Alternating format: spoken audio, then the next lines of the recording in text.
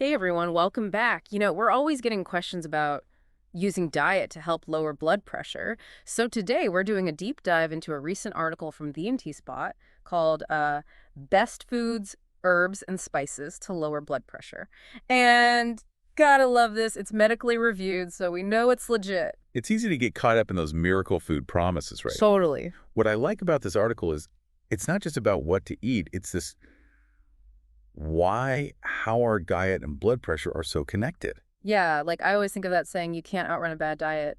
Applies here too. 100%. It's those everyday choices that matter. And to make good choices, we got to understand how different nutrients actually work to regulate blood pressure. Okay, so break it down for us. What nutrients are we talking about here? This article dives into some big ones: potassium, magnesium, fiber, those healthy fats we hear about.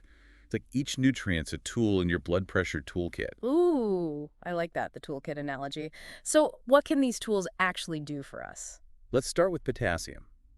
We're always told to cut sodium, right? But the potassium helps counteract the bad effects sodium has on blood pressure.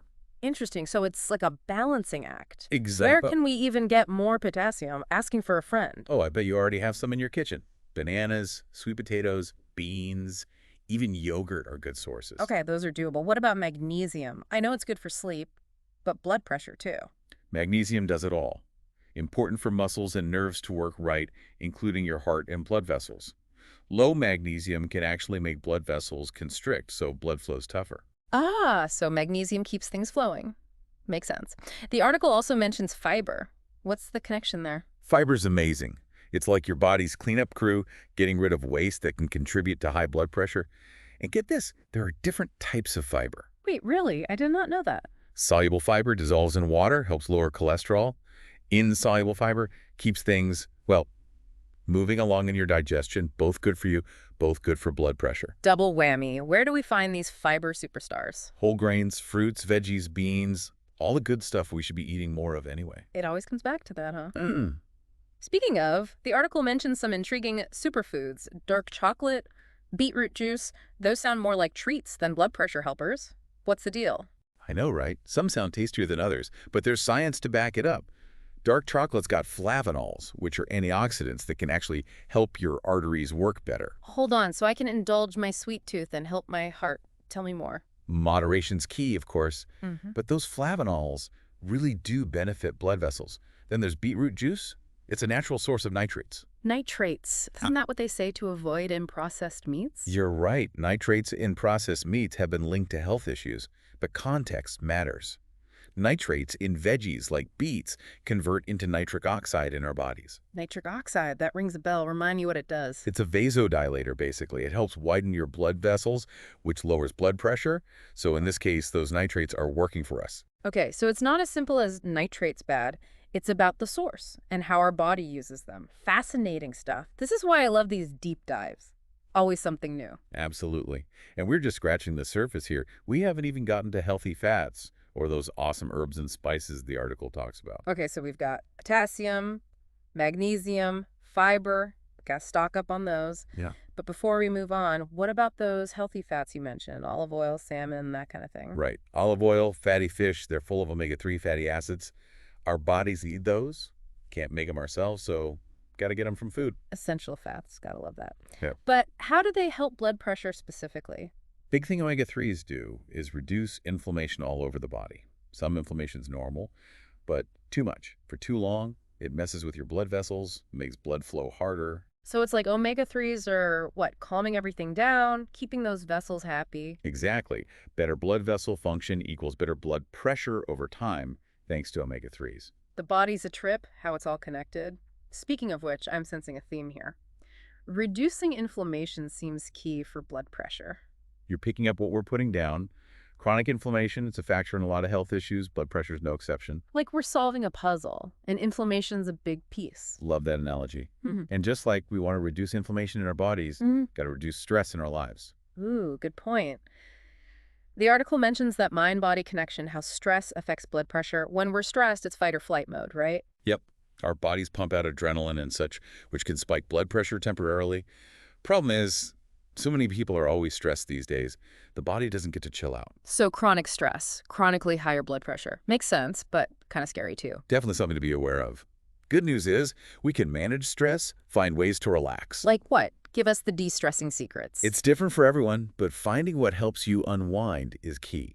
Exercise, meditation, nature, music, even just deep breaths throughout the day. True, sometimes we forget the simple stuff. Okay, so nutrients, superfoods, inflammation, even stress.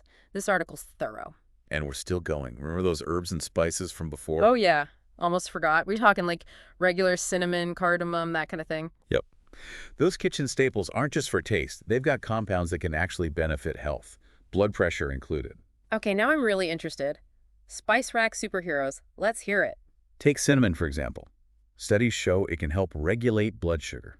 You mentioned that before, but what's the link to blood pressure exactly? When your blood sugar's high long-term, it can damage blood vessels, which then contributes to high blood pressure.